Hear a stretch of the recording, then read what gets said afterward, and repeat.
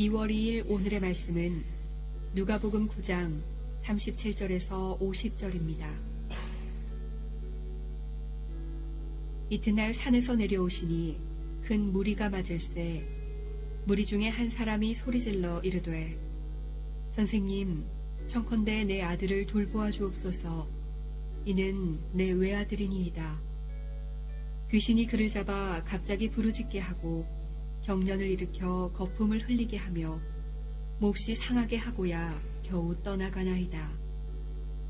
당신의 제자들에게 내쫓아 주기를 구하였으나 그들이 능히 못하더이다.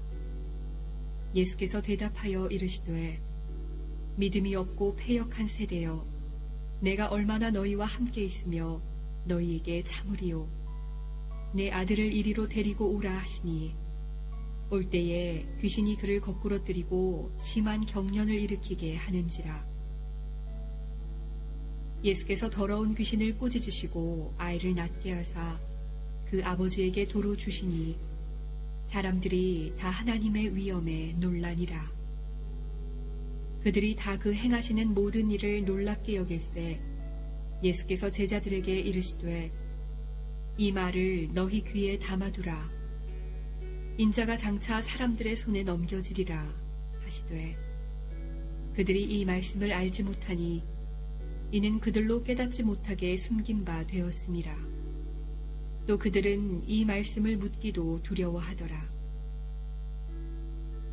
제자 중에서 누가 크냐 하는 변론이 일어나니 예수께서 그 마음에 변론하는 것을 아시고 어린아이 하나를 데려다가 자기 곁에 세우시고 그들에게 이르시되 누구든지 내 이름으로 이런 어린아이를 영접하면 곧 나를 영접함이요 또 누구든지 나를 영접하면 곧 나를 보내신 이를 영접함이라.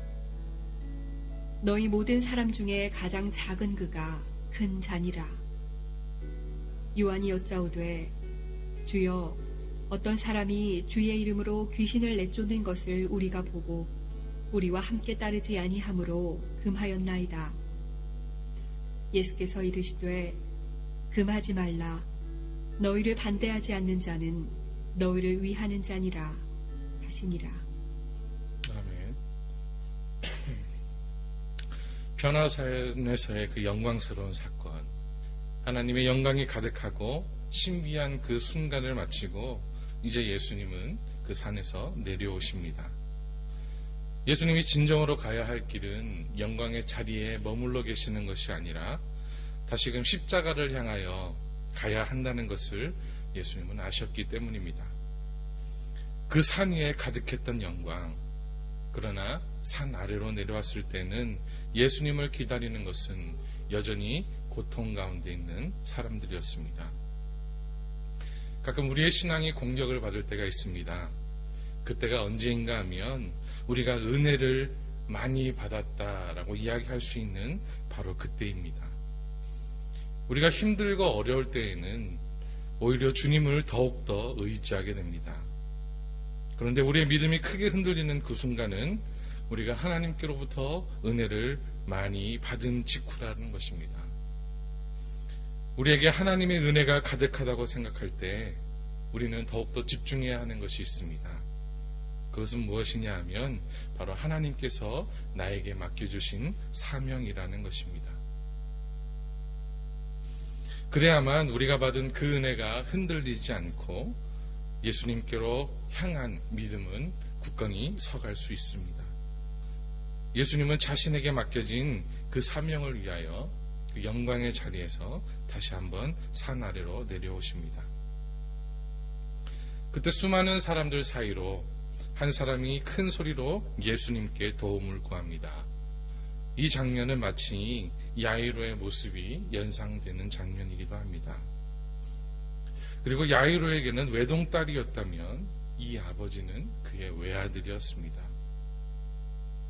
그에 의하면 지금 자신의 아들이 귀신이 들려 간질 증세를 보이며 심각한 위험에 처해 있다는 것입니다. 그리고 이처럼 위험한 상황에 빠져 이 아버지의 마음을 아프게 하고 있는 자식은 다름이 아닌 그의 외아들이었습니다. 이 누가복음에서는 재밌는 것은 7장에 등장하는 나인성 과부의 아들 역시 외아들이었습니다. 그리고 8장에 등장하는 야이로의 딸 역시 외동 딸이었습니다. 만약 자녀들이 많아도 그중 하나가 아프거나 사고를 당하면 부모님의 마음은 찢어질 듯 아픈 법인데, 하나밖에 없는 그 자녀를 가진 부모에게 있어서 이와 같은 어려움이 일어난다면 그 부모의 마음을 무엇으로 표현할 수 있겠습니까? 때문에 회당장 야이로가 그의 사회적 체면에도 불구하고 주님 앞에 무릎을 꿇고 간청한 것이나, 오늘 본문에 기록된 아버지가 소리를 지르며 주님 앞에 나온 것은 어쩌면 너무나 당연한 일일지도 모릅니다. 그들은 한결같이 누구보다도 절박한 문제로 인해 고통을 당하고 있으며, 그들이 안고 있던 문제는 이 세상 그 누구도 해결해 줄 수 없는 것들이었지만, 이를 주님께 가지고 나옴으로써 모두 시원한 해답을 얻을 수 있었던 것입니다. 그의 문제들이 해결되고 그의 자녀들은 살아났습니다. 우리가 해결할 수 없는 일을 가능케 하시는 분은 오직 주님밖에 없으십니다. 이것을 믿고 내 방법과 내 생각으로가 아닌 주님 앞에 간절하게 아뢰는 믿음의 사람들이 되시기를 바랍니다. 예수님이 변화산에 올라가 있을 때 예수님과 함께한 3명의 제자 외에 다른 제자들은 산 아래에 남아 있었습니다. 그리고 제자들은 이미 이전에 예수님처럼 병을 고치고 귀신을 쫓아내는 능력을 받았습니다. 그런데 어찌 된 것인지 예수님의 그 제자들은 그 어린 소년을 고치지 못하고 쩔쩔매고 있었습니다. 이 원인에 대해서 예수님은 꾸짖음으로 알려주십니다. 믿음이 없고 패역한 세대여. 예수님께서 능력을 주시고 그들에게 나가서 하나님의 나라에 대한 말씀을 전파하고 병을 고치고 귀신을 쫓아내는데 그 능력을 허락하셨고, 그들은 나가서 그렇게 성공을 했지만 정작 중요한 믿음은 그들 가운데 없었습니다.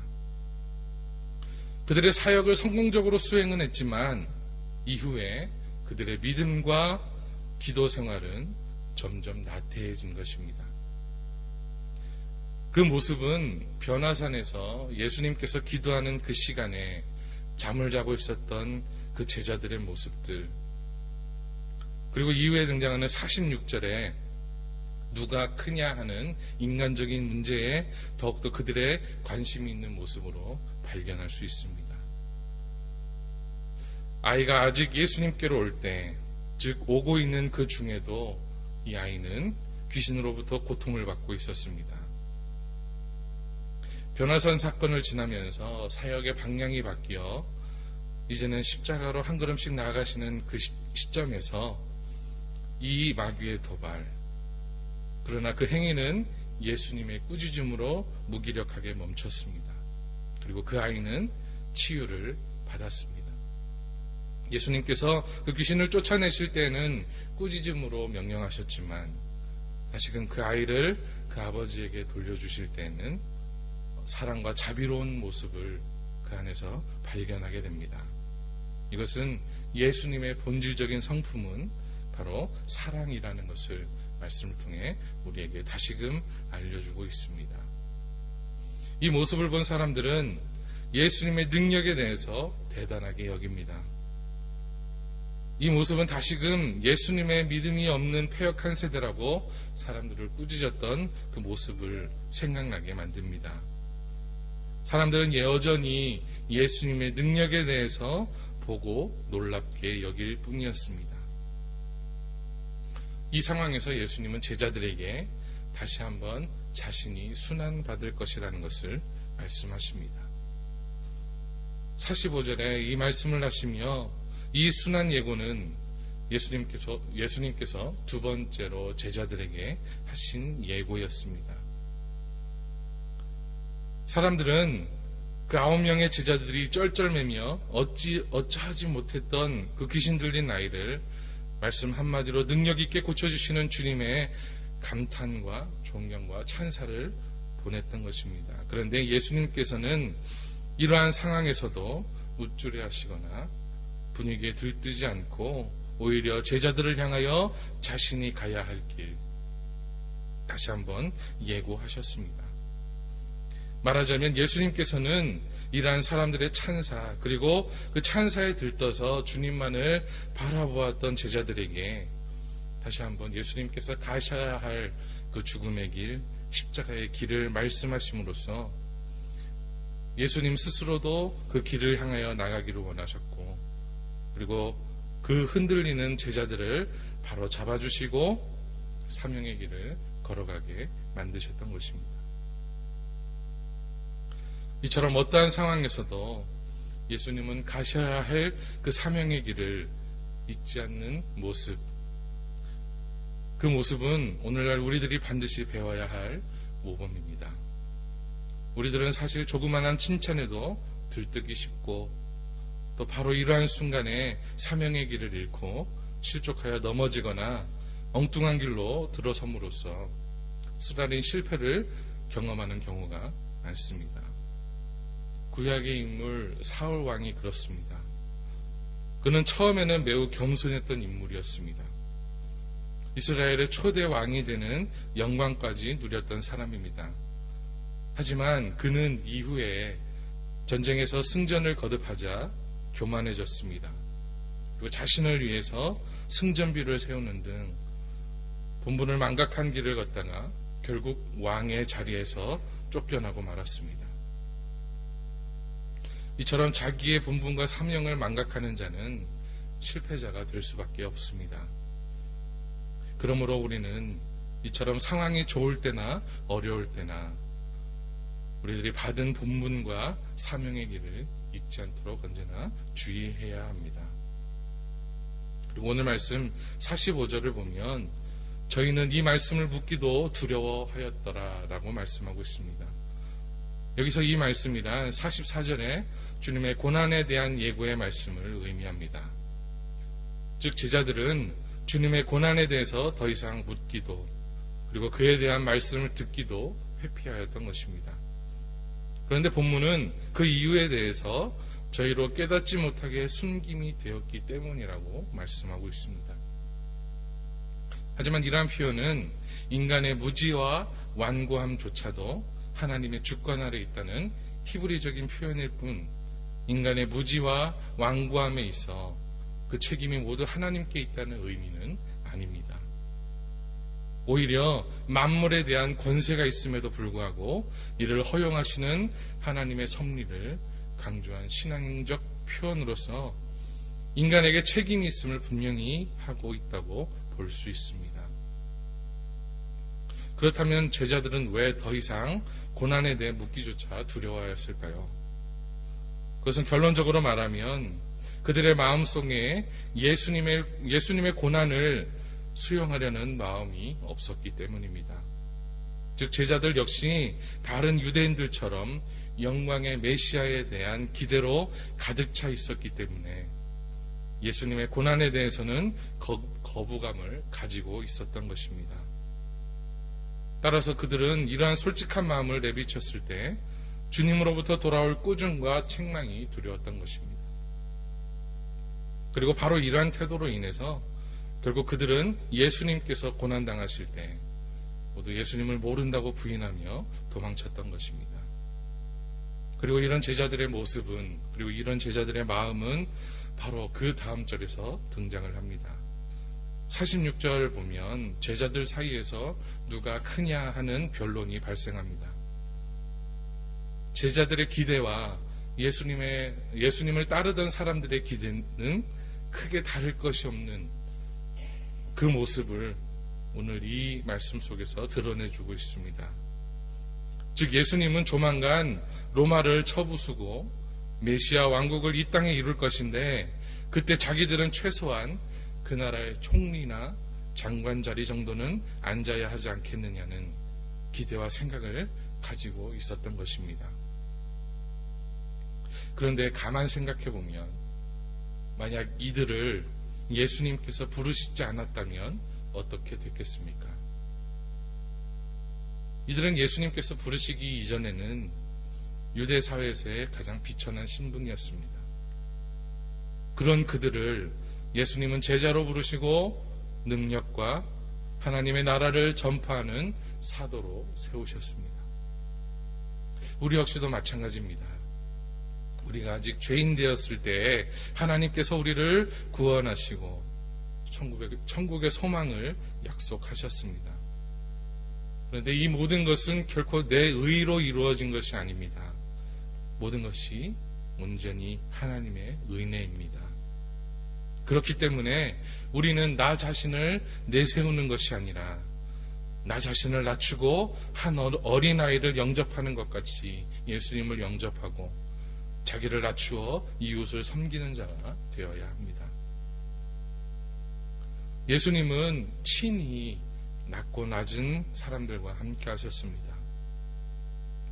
우리 역시도 마찬가지로 세상 사람들처럼 영향력을 행사하며 화려한 생활을 하는 사람들과 가까이 하는 것보다 어린아이와 같이 아무런 힘도 없고 나약한 사람을 가까이 하여 섬겨야 합니다.